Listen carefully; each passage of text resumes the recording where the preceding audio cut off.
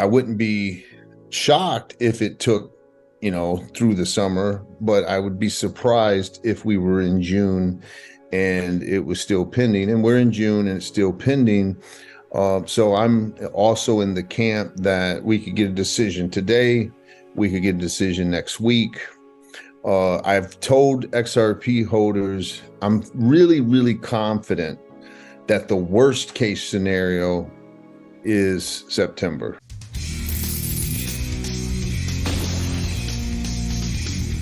In today's video, Attorney John Deaton discussed the latest with the SEC Ripple XRP lawsuit, the recent summary judgments from Ripple and the SEC, and what's next for the procedural process, likelihood of a settlement soon. Speaking, you and I and the XRP community for years. And so this shirt I want to show you isn't just XRP, but it's the Army, because we fought it for a while by ourselves. And we warned people, I was on your show saying, this Ripple case looks like it could be an attack against all of crypto, because they're going after the tokens and they're going after secondary market sales. They're not limiting to just these promoters when they sell. And so that part of the case, we've been validated, but we've also been validated. I was called a grand conspiracy theorist by people. And I don't mean any particular person, just in general. Right. The consensus people, if anyone ever gave me a compliment for what I was trying to do, they would say, why are you promoting a conspiracy theory guy? And that's all, they all have to eat those words now, because the emails proved that ETH was highlighted by Bill Hinman to be given regulatory clarity, what we've been calling a free pass. That's a fact. The first draft of the speech isn't called the ETH speech, but Bill Hinman later calls it the ETH speech. Mm-hmm. When the Ethereum folks first wrote a memo where they only highlighted Ethereum, Jay Clayton went and said to A16Z, said, hey, put together what you want, put it in writing, send it to Bill. And they did. And that first draft of the Hinman speech, the same phrases that were in that memo are in that speech, right? So you do have people who are vested helping formulate this regulatory free pass. And then you fast forward and you even have the Office of General Counsel saying, I don't think you should put that statement of ETH. Yeah. And what your viewers need to understand, Tony, is that Bill Hinman could have given that speech without ever naming a token. He could have said that there's a new construct that we're looking at called sufficient decentralization. And when we look about these tokens, here are factors that we're going to consider. And he could talk about the token ownership, or he could talk about how many validators or nodes, or is there a percentage of token ownership that is a red flag? He could have said, here are some markers for you entrepreneurs to think about. He didn't have to say, setting aside the fundraising that accompanied Ethereum, we at the SEC view current sales of Ethereum as non-securities. He didn't have to do that.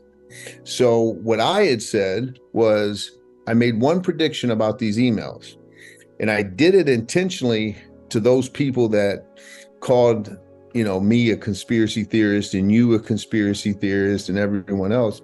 I said, I don't know what those emails are, how they're going to impact the lawsuit or the underlying case that Ripple has, but I bet they make people go, damn, why did you give the speech? Mm-hmm. And when you have a director of another division saying, you're going to cause greater confusion if you give this speech, and he ignores it. If you have the Office of General Counsel saying, I don't think you should highlight ETH, and he does it. and all the other things that were said. Oh, the Office of General Counsel said that part about whether or not a group of people own a certain amount of the token. The Office of General Counsel said that's irrelevant. Bill Hinman kept it. Now, who do you think he was thinking of when he kept it? He's thinking that Ripple owned 50%. I mean, let's just call it like it is, right? Yep. And so yeah, ETHgate was real. It was always real. Selective enforcement was real. It was always real. And there was never been a conspiracy. I always say to people, it's a conspiracy until it's proven true. Right. And so I think now everyone says, okay, this really is suspect, and then when you add the conflicts of interest, that answer to the question, why did he insist on giving that speech? Then when you consider it, it highlights him even more, right? And that, why didn't you get it approved by the ethics office? How come they're not on the email chain? All these other divisions are. How come they're not? Wait a minute. You collected 15 million, ongoing partner. You met them anyways. Oh wow, you work now as a partner with the people that helped you write the speech. I mean, at some point, you have to say enough is enough. Right. It's just not coincidence, man. You line all these. Right. I mean, let's use Mr. Gensler's test. Does it look like a duck, Tony? Does it walk like a duck? Does it quack like a duck? It's a duck. Okay, so hopefully we'll get an investigation, right? And you have independent. And I always used to tell people on conspiracy, then why did Empower Oversight do what they did? They're not XRP holders. They're not crypto token holders. They just want transparency and ethical government. Right. So are they part of the grand conspiracy theory? No. And look what we learned. So all those people need to shut up now and just be like, okay, we were wrong. They were right. Doesn't change the case that much, maybe, but it certainly validates us. Does these emails matter more of a court of a public opinion, or do they also impact the SEC Ripple lawsuit? Well, they don't impact, a lot of people were expecting potentially a bombshell or something like that as far as the case. It doesn't affect the judge's decision. Did Ripple ever offer or sell XRP as a security? It doesn't impact that. Now, it definitely impacts the case against Brad Garlinghouse and Chris Larson because they're charged with that aiding and abetting charge, which requires the SEC to prove, a jury would have to believe that they were reckless. Reckless means under the law that XRP is obviously a security to a lay person, and they should have known it because it's so obvious, and because they didn't, they were reckless. Now, how in the world could the SEC prove that case? They can't. And so those emails about you're going to cause greater confusion and pushback, that's very helpful. So if the judge says, Ripple, I'm going to allow you to argue to the jury, I'm going to find that you violated the law, say 2015, 16, whenever, but I'm going to allow you to argue to the jury that you didn't have fair notice about what the law was, then those emails can come into play. Now, a lot of folks want to know, will Bill Hinman and possibly Jay Clayton, maybe not Jay Clayton, but it will face consequences? It doesn't seem likely because it's the revolving door and they'll find maybe some doorway out of the situation. Do you think there's any probability? All right, well, here, let me make it clear. I've said, and until we saw the Empower emails, the first year, I never said Bill Hinman violated the law. I said it looked bad. It's possible he violated the law, but I'm not going to accuse a man of violating the law unless I got clear, unequivocal proof.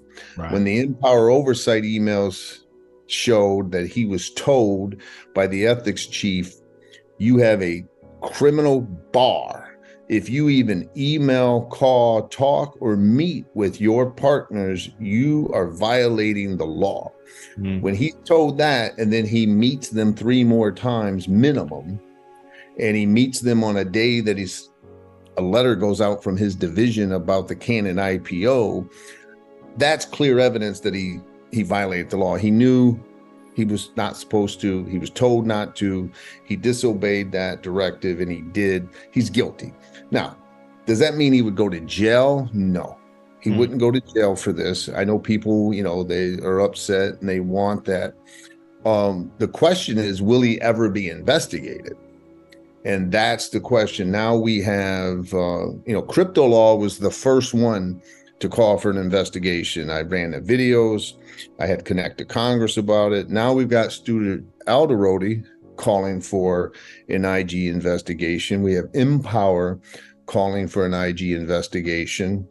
And so I think that the chances of that have increased. John Reed Stark, I saw someone commented today that he supports it, which he told me before he would support it.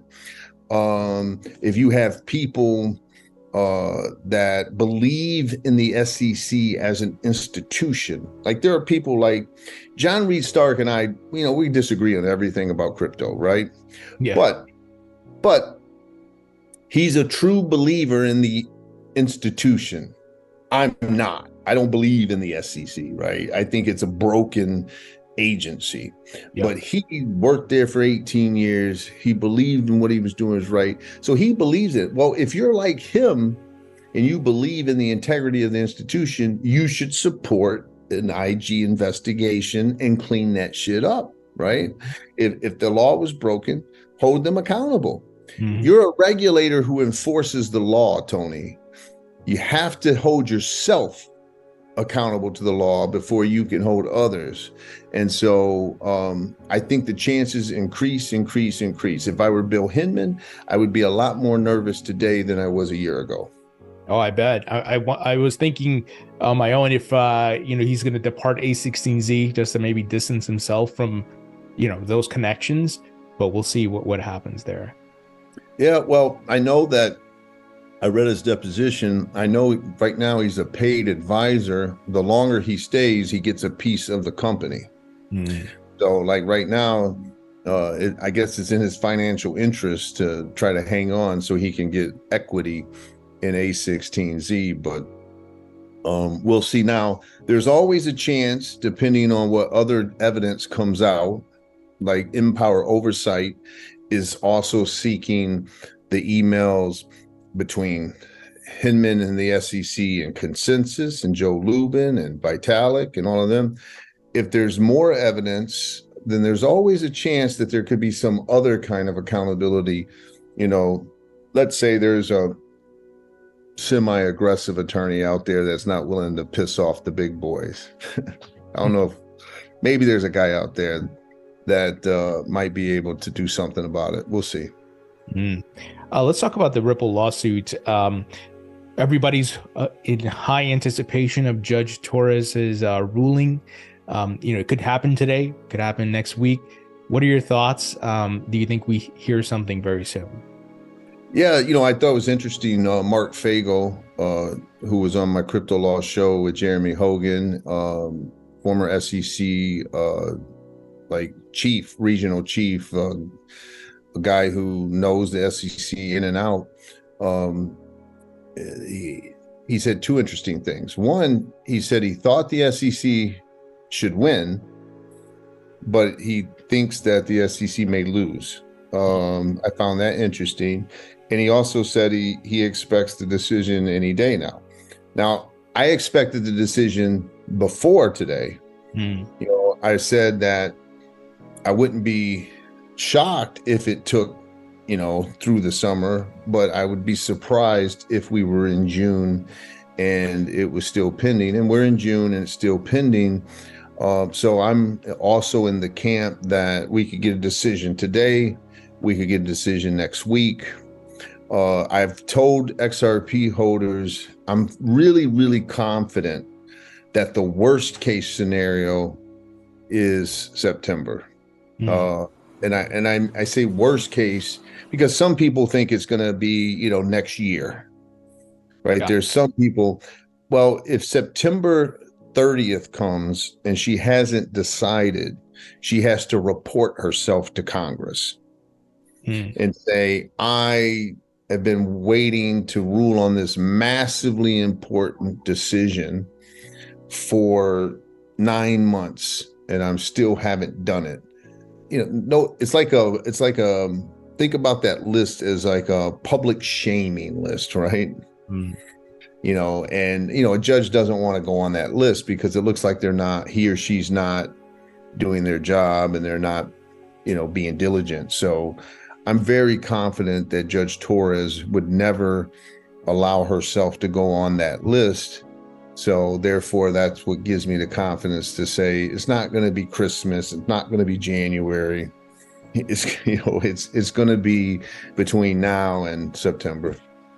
Boy, I hope it's next week. Yeah. I mean, to be fair, let's be fair to, and I know there's people get pissed off at this, but it's how I feel.